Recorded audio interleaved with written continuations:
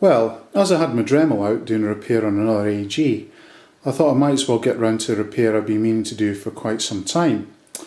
This is a repair to my Classic Army SA58 tactical carbine. This carbine is a shortened version of the FN FAL battle rifle.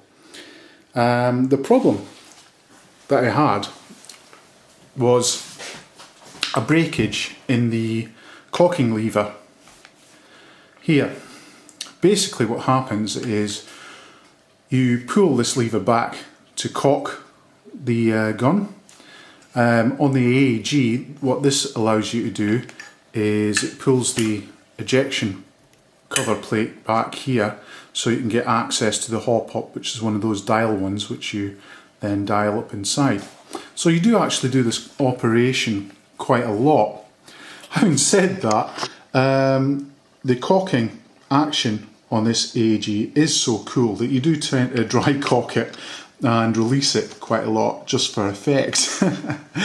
Having said that, the problem being in the design is this whole cocking lever is held together with one very small alloy screw. Now I'll just show you what happens here. This is a bit unusual, but let's hope this works. If we look at the cocking lever from top down like this, there's the little cocking knob there which you pull back.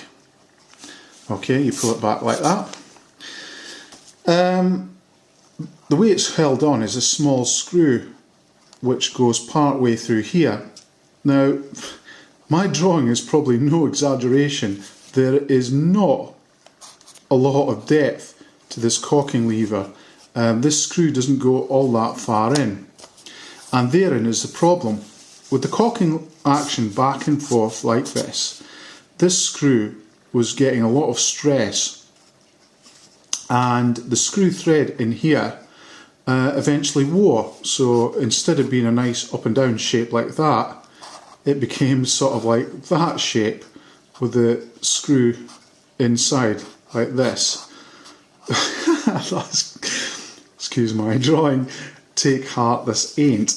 Okay, so as you can see, there's a lot of wiggle room in here, and eventually the screw just fell out, jamming the whole lever operation. So I had to come up with a way of fixing this. Now the problem being there isn't a lot of room to actually work with this. It is literally a very, very thin plate. So what I actually decided was, here's the cocking lever top down again, here's the cocking arm like that. Okay, what I had to do was drill a pilot hole part of the way through like that, and then I drilled a recess like that, so you get that sort of shape, I guess, and that's the cocking lever like that, I suppose. Okay, now what this allowed me to do was stick a knot in here like that, and then stick the screw through here like this to screw into the nut. Okay, as I say, that meant me boring a hole all the way through, and it also means that unfortunately a little knot sticks out like that, and that's exactly what you're seeing here. There we go, there's the head of the knot sticking out.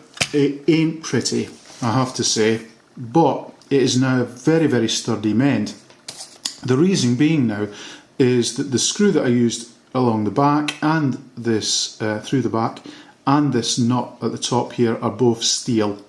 Now, of course, the cocking arm is still alloy, but at least these parts, which actually hold a lot of the stress of the cocking action, are proper steel. And because I've bored all the way through the cocking arm, that does lend some support in with the stresses that this little nut has to put up with. Well, that's it. It's a pretty simple repair, really. It just isn't very nice, I suppose. Of course, what I will do is spray over the top of this satin black, just to disguise it a little so you don't notice it as much. As I say, it'll be a very sturdy repair. Now, as you can see, it's pulling that, and that is a very strong spring, by the way. The pull on this is quite strong, and yeah, that's the force with which this cocking arm comes back. You know, so there is a lot of strain there, but hopefully this repair will ensure that this doesn't break it again. And even if it does, even if the screw does fall out, what with vibration and whatnot, because I've used a standard little screw and a standard little nut, I can easily replace them again. What I'll probably do is put on a dab of Loctite there just to hold them a bit more. Well, that's it really. That's my quick and dirty repair to SA58. If you are a classic army SA58 owner, whether it's the long rifle or tactical carbine version or whatever, I'm guessing that over time this is a problem that might affect you too, so hopefully this will give you at least one way of resolving this problem so that hopefully it does not happen again. Okay, thank you.